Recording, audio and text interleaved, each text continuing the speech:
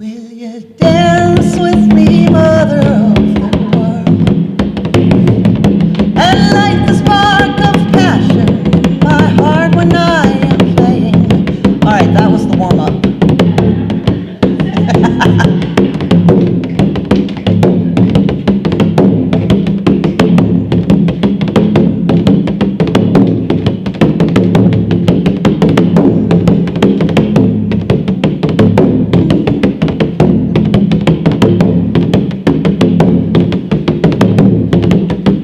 Okay, I'm right this minute forgetting completely. Hi, Kristen. It's because we had to wait for Kristen.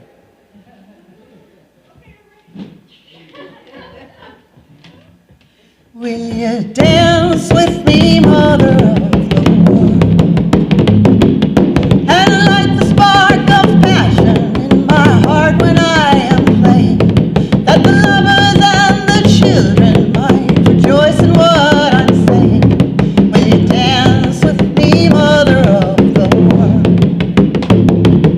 Will you guide me on my path, lover moon? For I've chosen a new road and I know not where I'm going. I look to your answers in the river deep and flowing. Will you guide me on my path, lover moon? Will you celebrate our music shining flame, and light the spark of passion in our hearts when we are playing, that the lovers and the children might rejoice in what we're saying? Will you celebrate our music shining flame? Will you protect the blessed children, fertile soil, and let them know the wonder of all there is to know, and let them realize their dreams, let peace within them grow? Will you protect the blessed children, mother soil? And for you I will dance upon your soul, in the ecstasy of feeling my birth, my death, my pain, and I will make the magic of the ancients once again. My very life I give you, mother soil.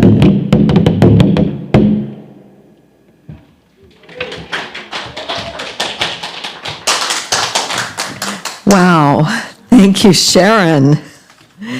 Hello, everyone. I'm Phoebe Thomas Sorgan, and I welcome all of you to the Berkeley Fellowship of Unitarian Universalists, including our friends on Zoom. We are part of a free religious tradition that honors the loving heart, the open mind, and growing together within the beloved community. Please turn your cell phones off, or at least put them on airplane mode. If you have announcements, write them down and give them to Jeff in the corner over there. If you want to write in our book of joys and sorrows, please do so now. It's to your left. If you're on Zoom, write what you want in the chat to be shared with the congregation later in the service. This ritual of joys and sorrows enables us all to briefly share what's in our hearts. You may ask for community prayers or support. We acknowledge that we are on the stolen territory of the Ohlone people. We honor them today and always for their wisdom and resilience. Most of us want reparations and land rematriation. May it be so. Today, we are pleased to present Sharon Knight, our event space coordinator, a lifelong musician and creative. She's in love with this beautiful jewel of a planet and spends much of her time pondering how we can re-enchant the world.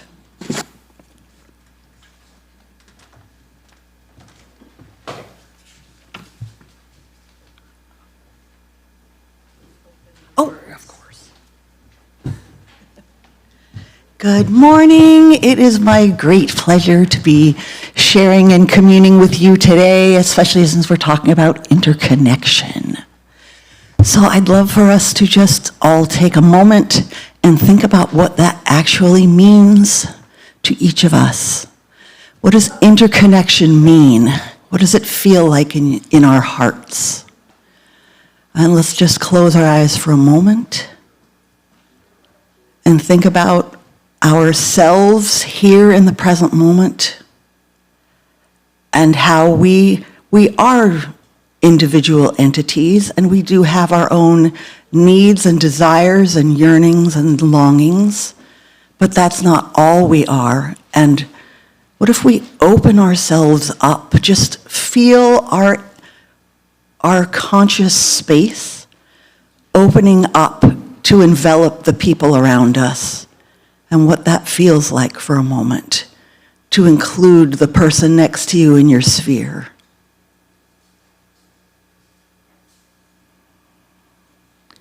Be welcome.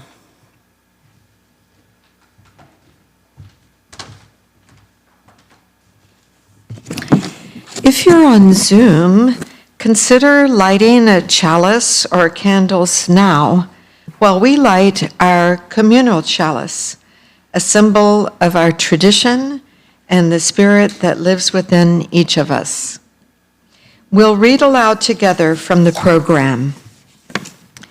Let love be the spirit of this congregation and service our goal. This is our living covenant, to dwell together in peace, to seek the truths in life, and to help one another. We light our red candle to mourn Black lives taken by police and state violence, to proclaim that Black lives matter, and to express our commitment to Black liberation, reparations, and the end of slave capitalism. Our next song is Fireflies by Sharon.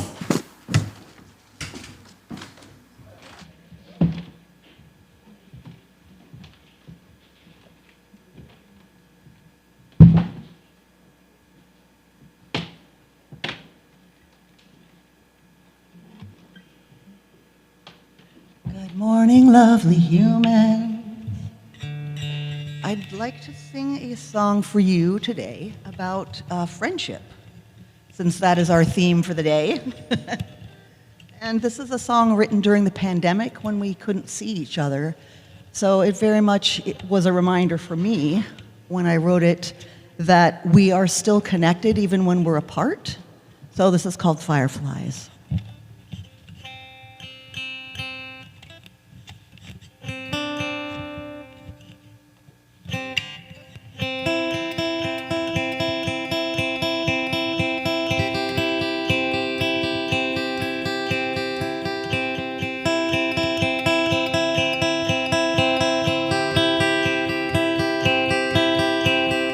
Do you remember summertime? A gentle breeze blowing leaves in our wine. We laughed on the porch until the sun sank low. Not a care in the world, you know. Even when we are apart, I can feel you in my heart. You make me stronger.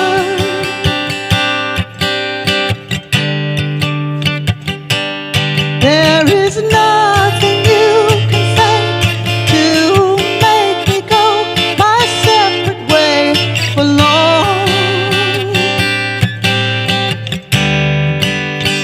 We are fireflies, together we shine, together we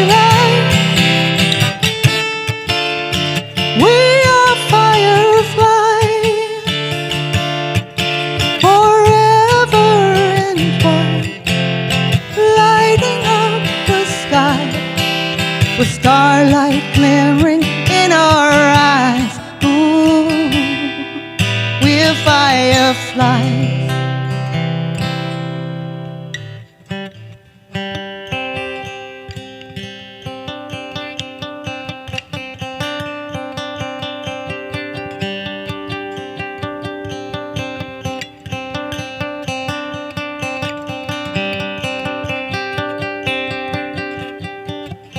Sometimes I like to sit and dream a while, thinking of your incandescent smile, knowing you are there. I know we'll make it through. There's no better time than me and you. If you're afraid your fire is dying and you've lost the will for flying, I've got your hand.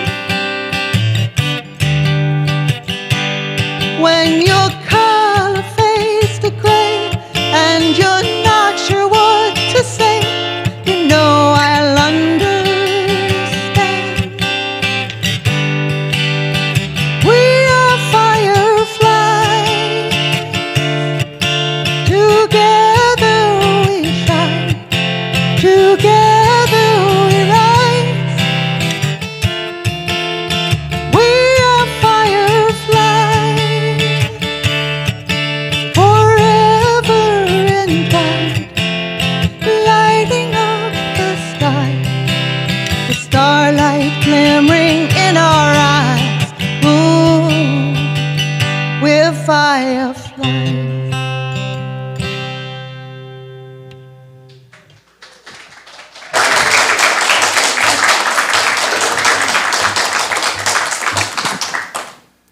Anybody else get tears of joy from that? I did. Thank you, Sharon. In a moment, you'll hear a chime to lead us into silent meditation. Get comfy and follow your breath to your inner stillness. After 2 minutes, a second chime will signal our return.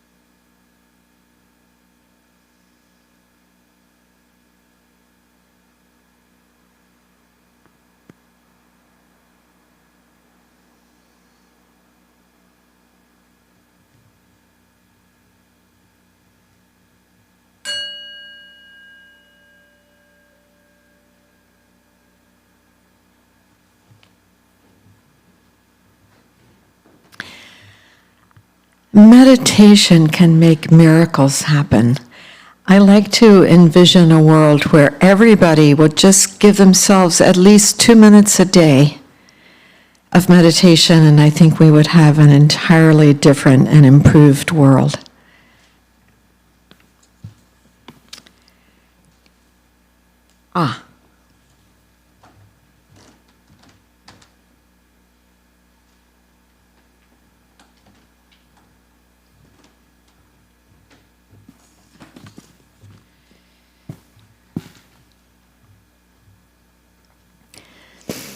Our beloved Margaret is so happy that Sharon Knight is here today.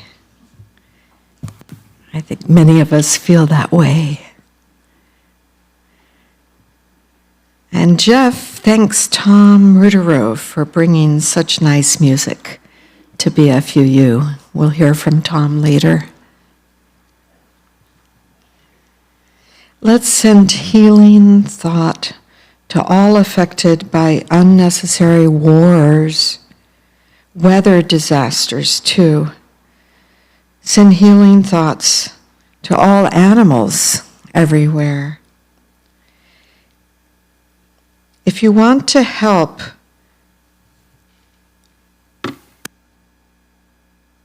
with the perimeter,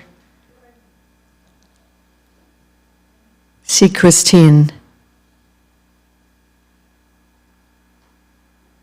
100 days left till the midterm election.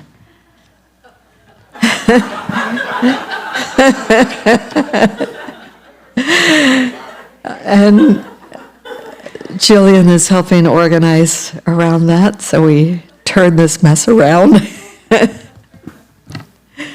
Well wishes to my partner Robert down in Desert Hot Springs concerning his challenges with his physical health. And Jeff, do we have joys or sorrows on Zoom? Yes, we have one joy from Bill Ward. Rosa and I saw the Monet in Venice exhibit at the De Young on the next to the last day. All right. Well, I want to add a joy, which is the tower outside the De Young Museum. It's free. You can go up there and have a 360-degree view, which is wondrous.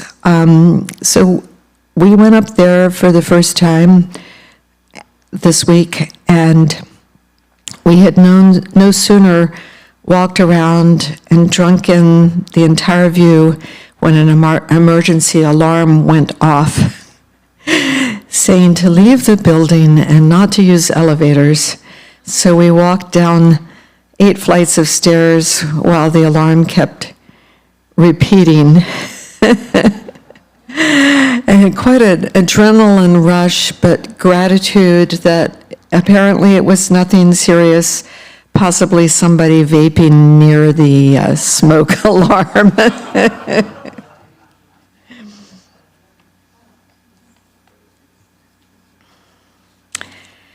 Now we say aloud the names of anyone we want to send support and loving energy to, all together. Jennifer, Jonna, Anna, Sarah, Christopher, William,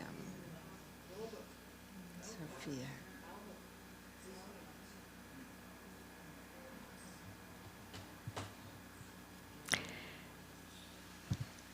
Now we have a silent healing ritual for those who want to share something that's in your heart without saying it aloud.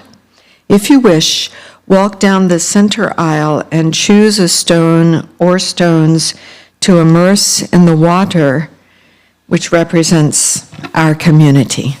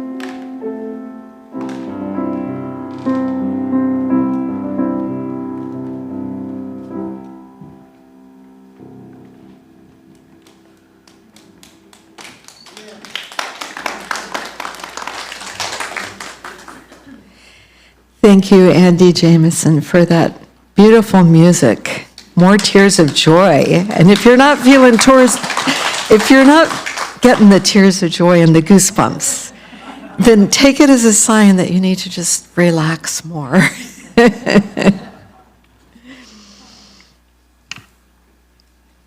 For all that we shared and for all that we will share in our ongoing lives together, we are grateful. Okay, if you wish, now look in your program for the lyrics to our metta meditation Buddhist chant and join us in singing.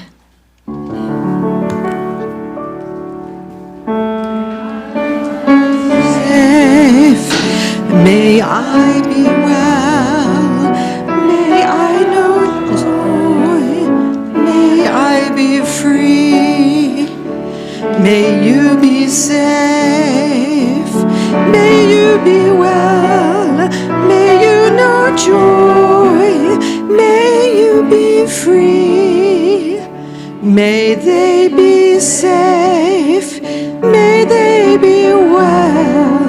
May they know joy, may they be free, may all be safe, may all be well, may all know joy, may all be free.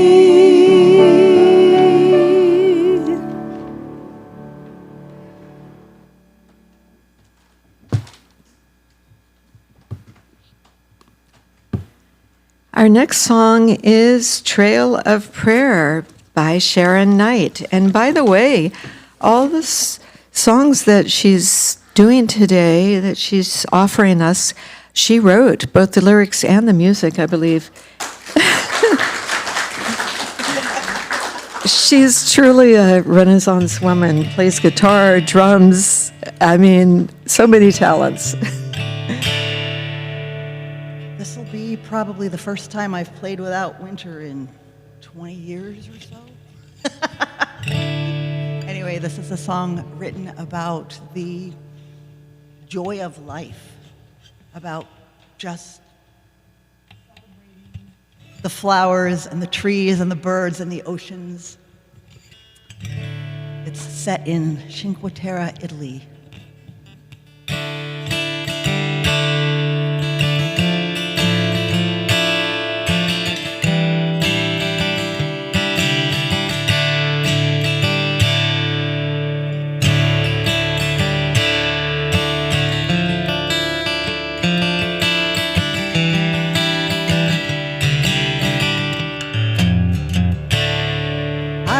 Until I cannot breathe out among the trembling leaves, the cliffs plunge into the silver sea. The branches drip their sacrament, resin frozen in descent, a benediction captive in a tree. My feet caress the earth, votives burn and lay us bare. Give life to those who dare. Give life to those who walk the trail of prayer.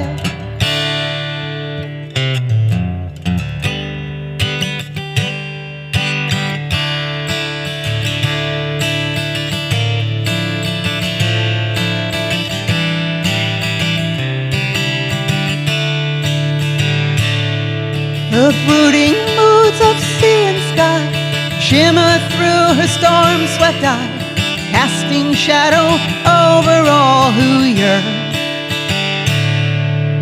Sorrow shrouded in the vines, promise of more hopeful times.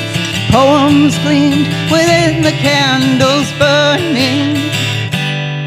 My feet caress the earth, the votives burn and lay us bare. Give life to those who dare.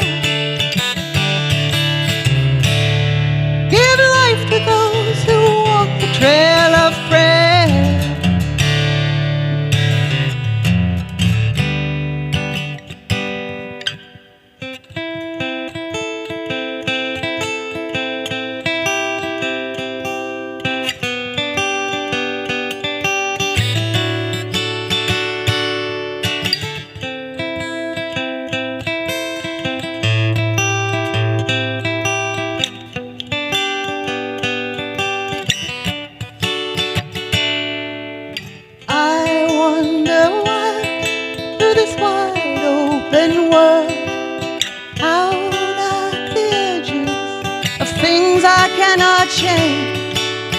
Wistful and weary, we wait for a welcome into the arms of the sea and the strange. My feet caress the earth.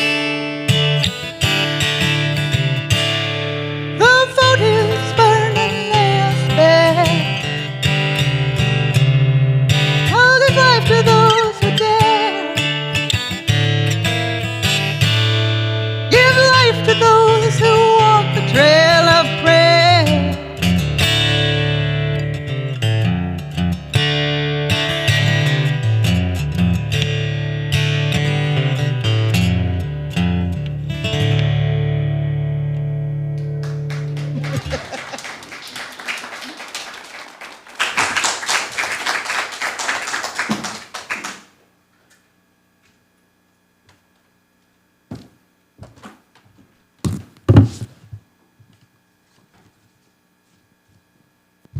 Morning. Yes, can you hear? Yes, I can hear. I would like to tell you a tale that comes from the Atharva Veda in Hinduism, and it's a tale of a great net that spans across the entire universe in all directions, stretching out into infinity, made by no less than the sky god Indra.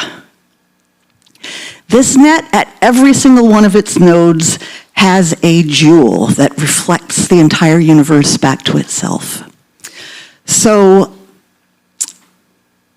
it may look like they are individual points, but each individual point of focus reflects back all of us together.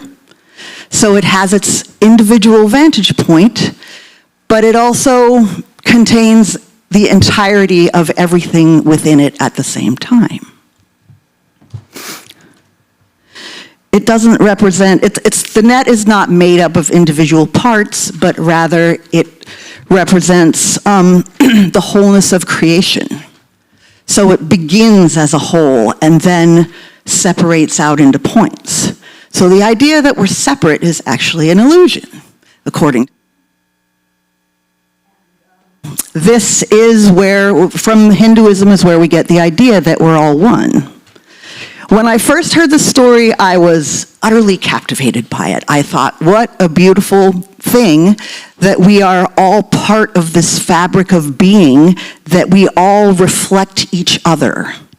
And I loved this story so much, I thought, wow, how could anyone ever feel lonely if we have this knowing? Well, as it turns out, that's not the story we grew up with, is it? That's not the American story. The American story is that we are rugged individualists. We do everything ourselves. To need help is weak. And by golly, we're pioneers. We pull ourselves up by our bootstraps. We are fiercely independent. What else are we? Let's consult this little list here. We celebrate our individual achievements. We celebrate our personal successes. And we often overlook how much went into our personal successes.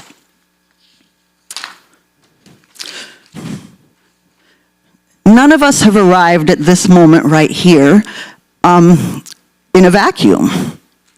We turned on our faucets to make tea or coffee or whatever we might be having for our morning beverage.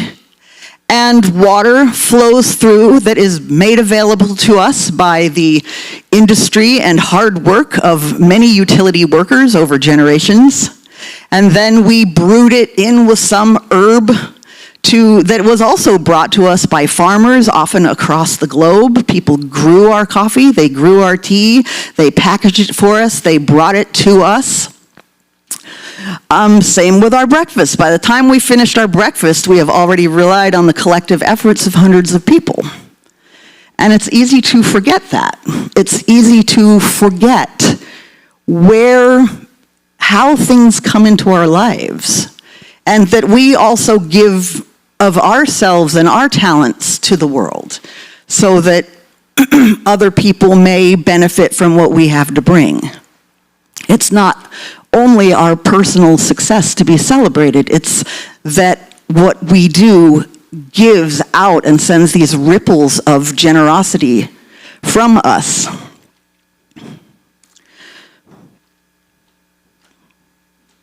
So what this tells me is that we belong to each other. We are not, and when we belong to each other, we come to care about each other. We bring each other into our sphere of care.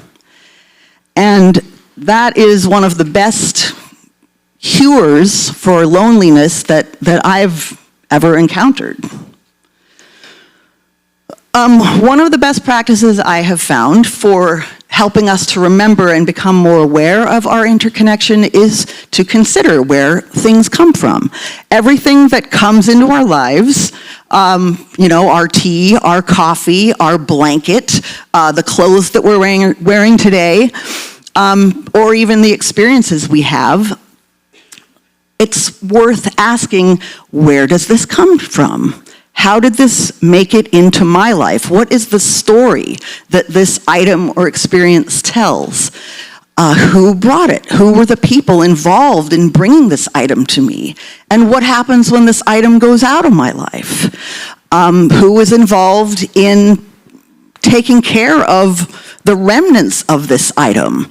How much harm is caused by the creating and recycling of this item? Was something positive added to the lives of the people who made this happen, or was something harmful added? I think we all know we have a little bit of work to do in this regard, but we're working on it. What happens to our clothing? Where does our clothing come from?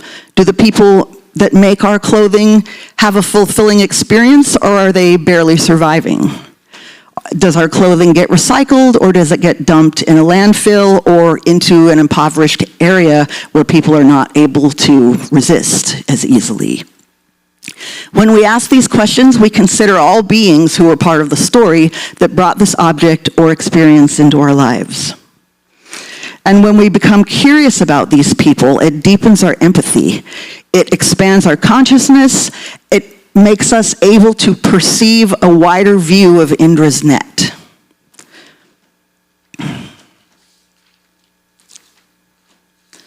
This can be painful, of course, because there are a lot of messes that we haven't figured out as people on the planet.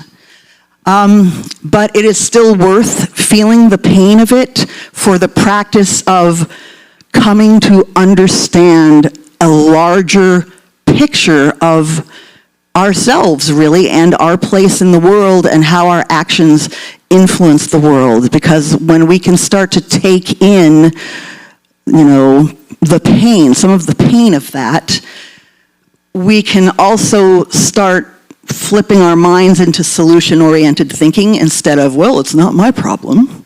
And as soon as we bring each other into our circle of care, we have this expansion in our hearts. We feel more capable of empathy. We feel more capable of love. We grow and we become bigger. And that is ultimately worth the pain of coming to terms with the fact that there are really things we aren't doing all that well yet. So it's worth, there are fun things about being an individual. That story has its merit, but it's not, being an individual at all costs is really the problem. For the story to end there is the problem. And it isn't even true. And we need look no further than the forests in order to realize that it's not true. By now, you've probably all heard of the forest ecologist, Dr. Suzanne Simard, and her now famous discovery of forest interdependence, which has rather charmingly come to be known as the Wood Wide Web. She discovered, as part of her thesis, as she was studying trees and why they did well under certain conditions but not well under other conditions, she discovered that even though they seem like discrete entities above ground and the prevailing story that biologists understood was just like humans, they were competing, they were fighting for survival, and it was all about them first, and they're going to get their own. Well, it turns out that's not how it works. What she found is that there are these vast mycelial networks underground linking all the trees together through their roots, and that trees are actually able to send each other nutrients.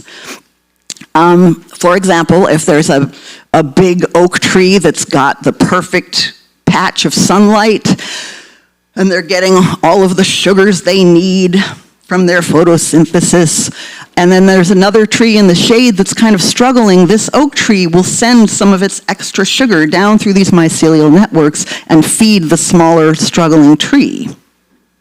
Likewise, when a tree gets a sickness, that tree will send a chemical information through this network to let other trees know, hey, I have a pest and you should take precautions to protect yourself.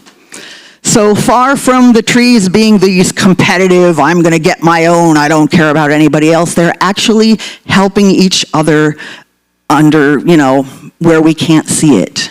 If the trees can do it, surely we can.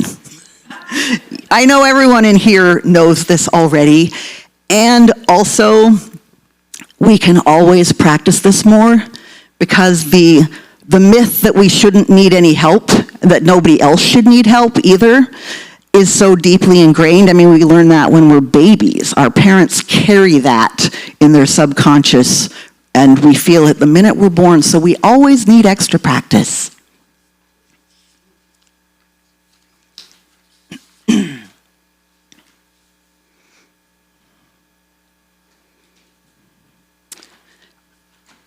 When a mother tree is dying, she will deliberately pump her remaining resources into the network to nurse the rest of the forest.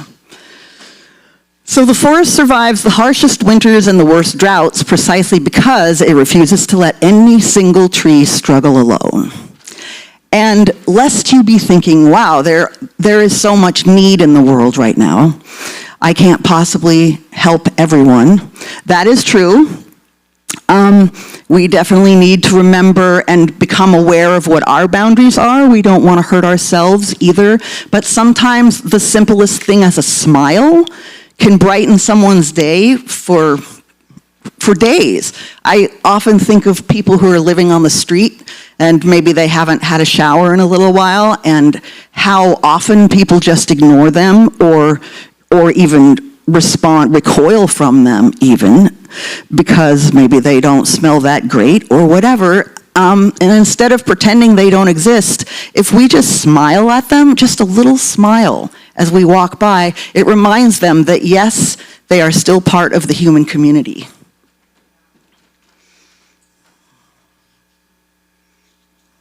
So our communities are ecosystems themselves. Like the trees, we are not designed to be isolated, fighting for our lives in a vacuum. We are meant to be connected through networks of mutual aid, mutual care, and empathy and shared resources when possible. And if we just reach out to a neighbor we haven't spoken to, perhaps, ever, and just say, hey, how are you doing? That little bit is so much. It does so much to bring each other into our circle of care, and it's not just with people, it's with pets, it's with the grasses and the birds and the trees and the rocks and the oceans. We are all part of each other.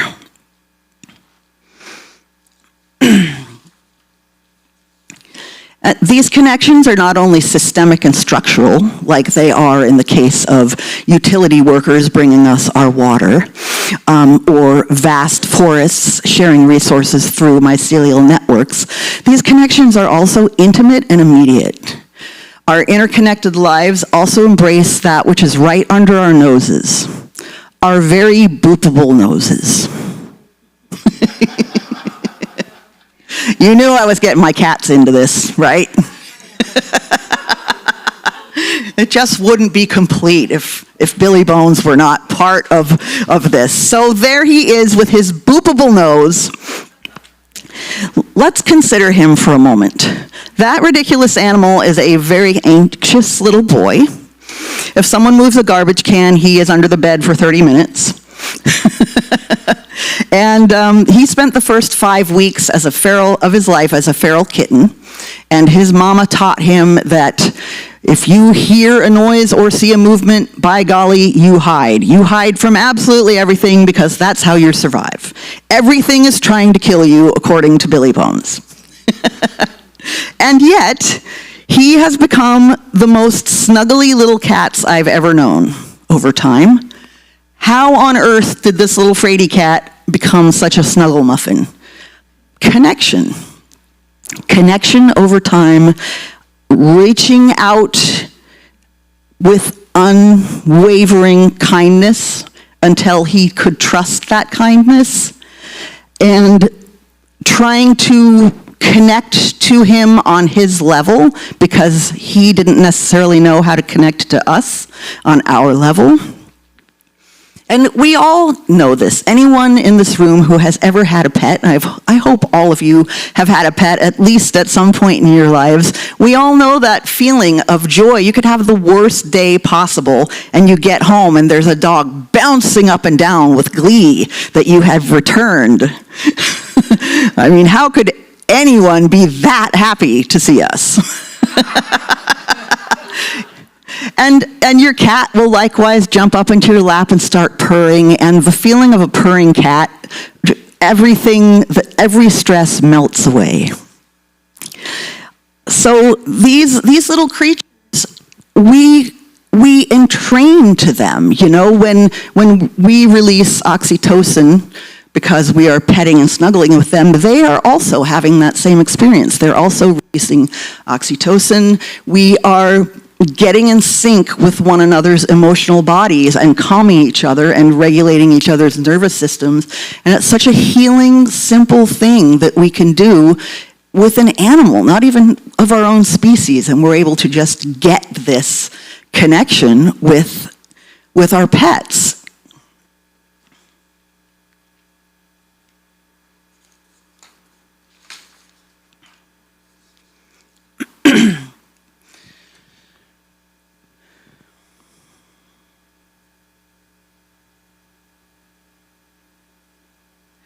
So yeah, the bonds with our animals are basically a micro-level proof of a macro truth that we are hardwired to impact the emotional climate of those around us.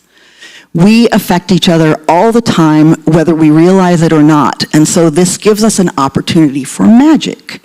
How I like to define magic is it's an intentional use of our conscious energy to make shifts in the world that we want to see. So something as simple as smiling at someone who looks down or looks like they're having a rough time, who maybe could use reminding that they're part of the human community, buying someone their latte who's behind you at the coffee shop, you know, all of these little, I just feel like putting out some goodness into the world today. We can do this as an act of magic. And this reminds us that we are part of a community. Everywhere we go, we're part of a human community, even if we don't know anybody there. We are all sharing this miraculous experience on this relatively small rock spinning around in space. We're having this incarnated experience that, as far as we know right now, only the denizens of Earth are having.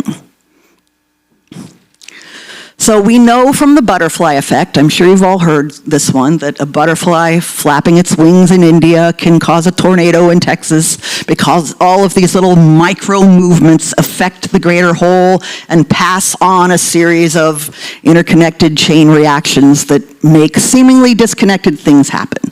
The same thing can happen when we extend our kindness, when we extend our love to others. Even others we don't know, we send that ripple out into the universe. You might be the reason someone who is about to give up decides, you know what, I'm going to go ahead and do the thing, and then that thing changes their life and makes their life better. We'll never know, but it doesn't cost us anything to be kind. It doesn't cost us anything to put that ripple of intentional magic out into the world and hope that it takes flight. Maybe they won't all, but some of them will. When we share love, that love is amplified. When we share kindness, that kindness is amplified. So if interconnection is our natural state, why do so many people feel lonely? This is apparently definitely a big problem for a lot of people, is they feel really isolated. They don't know how to connect. They end up, maybe they work alone, or they're retired, or they don't live around friends, or their family is gone or far away. And they end up isolated during the day and surfing the web at night, and that's not much of a life. Even though we are more digitally connected than we've ever been, it has not produced the level of satisfaction that perhaps folks were hoping at one point.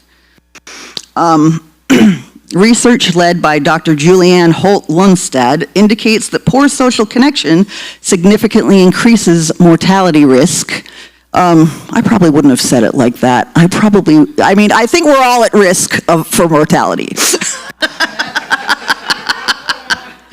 I'd say the risk is pretty high. However, what this finding revealed is that spending a lot of time isolated is the equivalent of smoking 15 cigarettes a day, as far as your heart becoming weaker and your mind not getting enough stimulation. People are more prone to dementia and inflammation, heart disease, and stroke. In a nutshell, the culture of individualism at all costs has been deeply ingrained in us, and it's killing us. So, what do we do about this? Because it is so deeply ingrained, we have to deliberately cultivate interdependence. You know, we can't just assume, we can't just say, oh yeah, I get it, I'm interdependent. We actually have to practice it because it's deeply ingrained and it's so easy to take for granted. It's like a fish swimming in water doesn't even know it's in water, you know? So how might we practice interdependence? Well, it definitely requires vulnerability. It requires reaching out to one another. We may have to take the first step because remember, everybody else around you has this same American programming. So we might have to take the first step because we are the ones deciding to make a commitment to practice this. Sometimes we hear friends saying, I'm always the one who has to call. They never call me, and I think to that, who cares? Call them. That might be a weak spot for them. So things we can do, we can acknowledge the invisible work around us, so we can take a moment to consider how the things that are in our lives got to us, how the experiences that we get to have became possible, who was involved in those things, who built the thing, who built our cities. We live in these amazing cities with beautiful homes everywhere in the Bay Area. Somebody built those. We can feel grateful for local volunteers. We can feel grateful to the people around us right now. It's happening all around us. You know, somebody at the grocery store made the food that's behind us right now that we'll be enjoying shortly. People keep our streets clean for us. They take our garbage away for us. This web of interconnection is always there, whether we notice it or not. But when we actively tune into it, our daily experiences begin to transform. So acknowledging the invisible world around us and being grateful, giving thanks for that. We can also remember to be the mycelium. Remember that we have tendrils of interconnection in our hearts, in our fingers, in our will to be kind, and to to use those, actively build underground roots of connection in our communities. And not just our nuclear family, not just our extended family, but in our communities, our greater communities, like right here, like the neighborhoods that we live in. We can also contemplate a circular economy. That's sort of part of acknowledging where our items come from and go to. Once we start considering where our items come from and go to, we start realizing, wow, there's a whole lot of damage that happens as a result of many of the ways that we create goods, because we don't remember to think of others. We don't. So I assume you guys are familiar with a circular economy, but just in case not, I will quickly say that it is a no-waste practice where you envision, first of all, how can I build the thing out of sustainable materials? So how, if I am taking these materials to make my thing, are those materials being replenished, and how are they being replenished? Is there a regenerative practice happening at the beginning of the creation cycle? And then at the end of the creation or use cycle, how does that go back into the environment? So a circular economy returns all of the particles back into the system that it came from and feeds that system. So ideally, our clothing, since the fashion industry is a major, what's the word?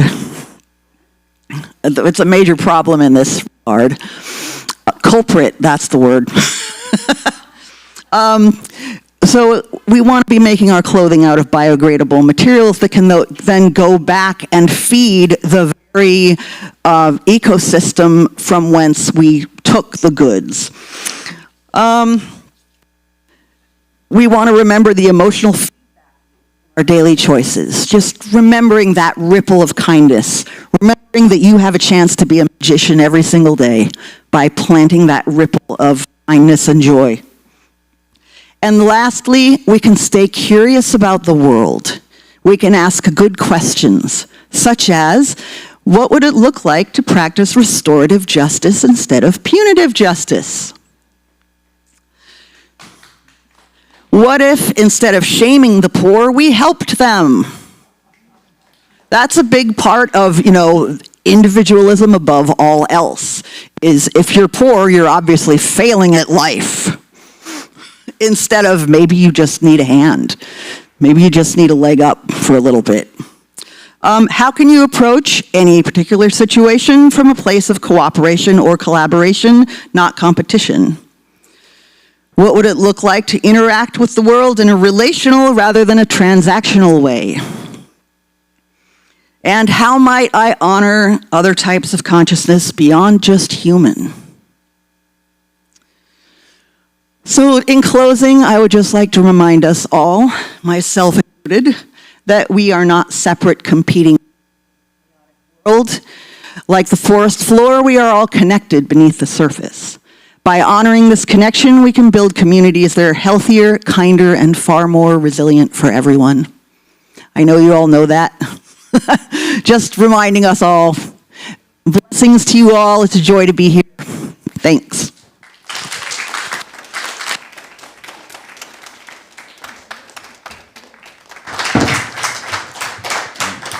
Thank you, Sharon, for that important reminder and also for the humor. I heard a lot of chuckles during that sermon. Now we share our responsibility for the home which we are creating together. Our shared plate partner for July is the World Central Kitchen, providing fresh meals in humanitarian, climate, and community crises. It provided 130 million meals to those suffering in Gaza. In 2010, Chef Jose Andres headed to Haiti following the devastating earthquake. It wasn't just about feeding people, it was about listening, learning, and cooking side by side with people impacted by crisis. This is the real meaning of comfort food. And it's the core value that Jose and his wife Patricia used in founding World Central Kitchen.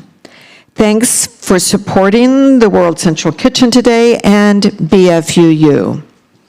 And thanks Tom Rudderow for offertory music.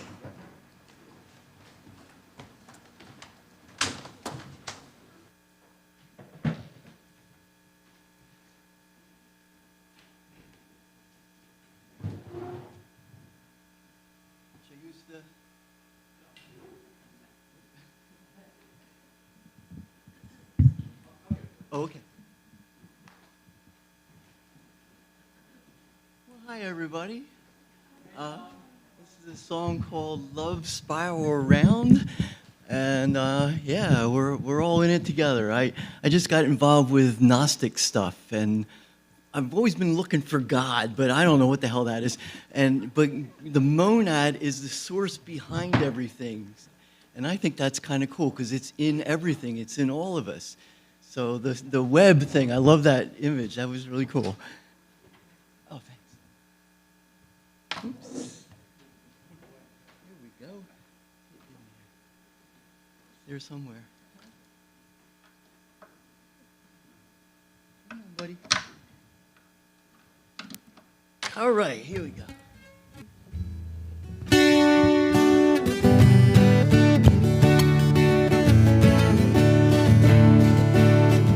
Now see the divine everywhere, show everyone how much you care. No way together that will fail to find the hidden holy grail.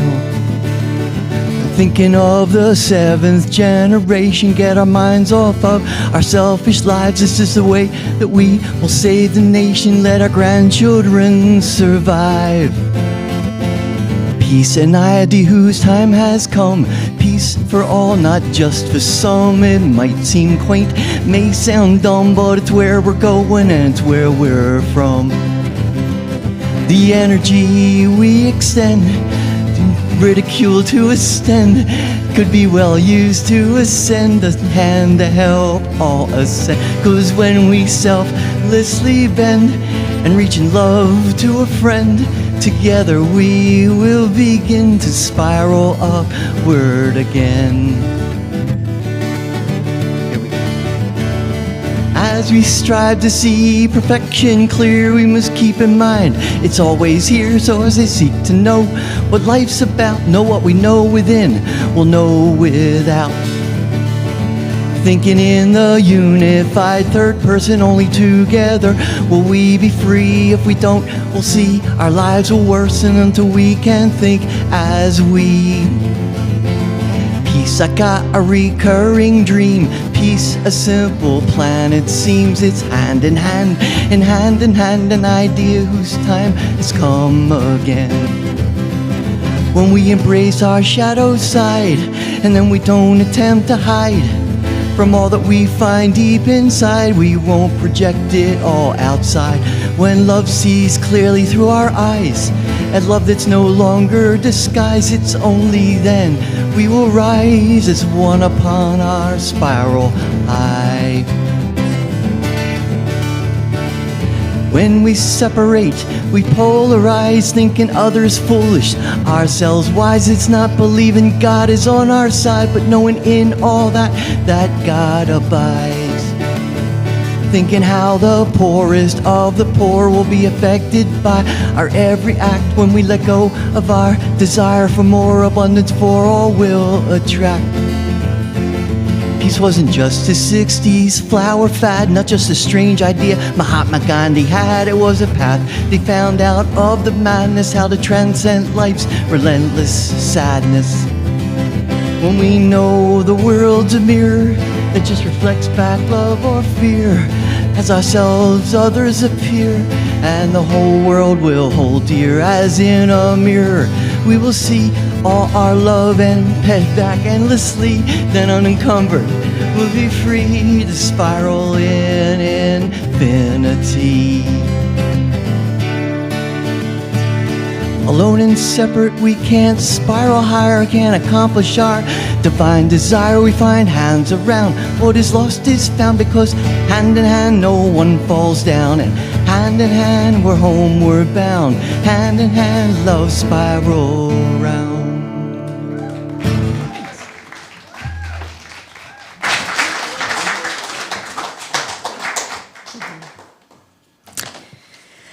Let us dedicate our offerings to the work of this fellowship, which is creating beloved community within and beyond these walls.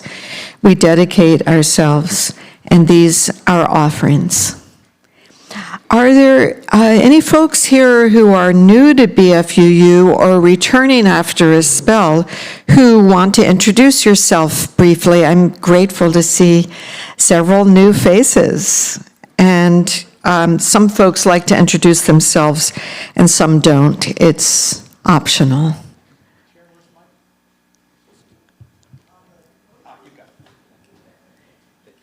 I don't see any hands raised or, oh, good.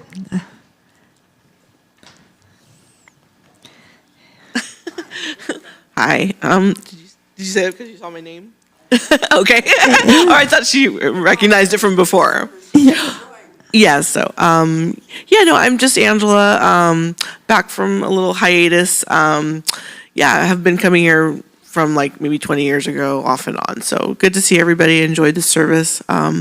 Oftentimes I come with my partner Robert in the store. He's down in Desert Hot Springs right now, but I think the beginning of August he's going to be visiting me, so hopefully we'll be here together and see all of you. So thanks everybody.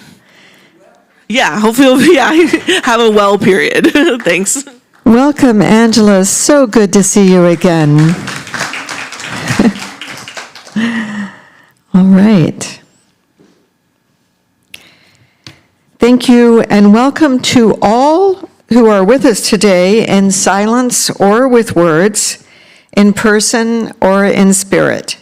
We hope to connect with each other after the service and in the days to come. We gratefully acknowledge all who worked on this service. Thanks also to those who are here in person or on Zoom. It's really great to see you. And our Zoomers are, Jeff? Today we have with us Annie W., Ben Birch, Bill and Rosa, Bill Balderston, Marge Turngren, and Simone. All right. And Simone's wedding here is coming up next month. Please check your order of service or email news for announcements. If you're not yet on our mailing list, sign up at bfuu.org or let me know, or put your email address over there at the welcome table.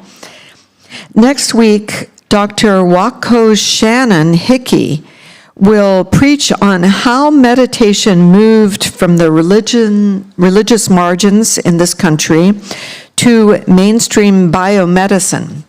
Her book, Mind Cure, How Meditation Became Medicine, traces the religious history of mind-body healing and explores what got lost along the way. Save the date of our next community activist potluck.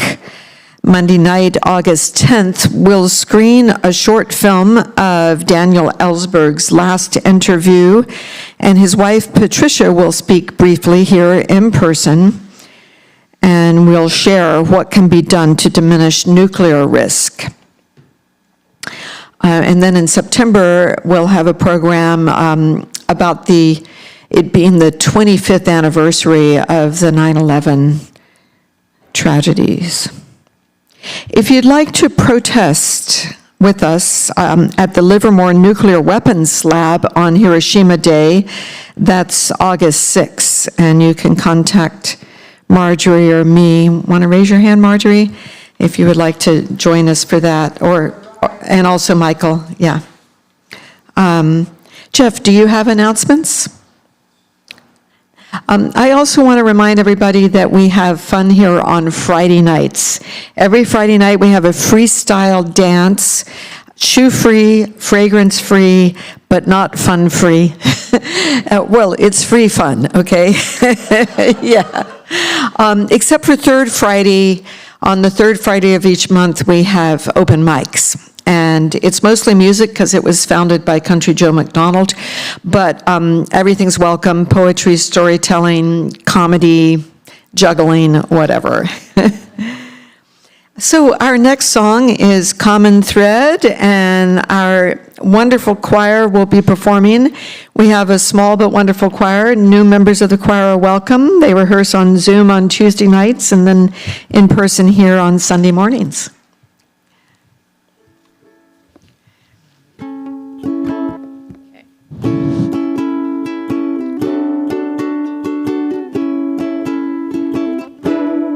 In a many-colored garden, we are growing side by side. We will rise all together, we will rise. With the sun and rain upon us, not a row will be denied. We will rise all together, we will rise. We will rise like the ocean, we will rise like the sun. We will rise all together, we will rise. In our many-colored fabrics made from strands of common thread, we will rise all together, we will rise. We can feed our grain to cattle, and the rich man will be fed. We will rise all together, we will rise. Or we'll feed our grain to people so that millions will have bread. We will rise all together, we will rise. We will rise like the ocean, we will rise like the sun. We will rise all together, we will rise. In our many-colored fabrics made from strands of common thread, we will rise all together, we will rise. In the cold of fear and hatred, clothed in dignity, we stand. We will rise all together, we will rise. We have pieces quilled together, linking hearts with stitching hands. We will rise all together, we will rise. We will rise like the ocean, we will rise like the sun. We will rise all together, we will rise.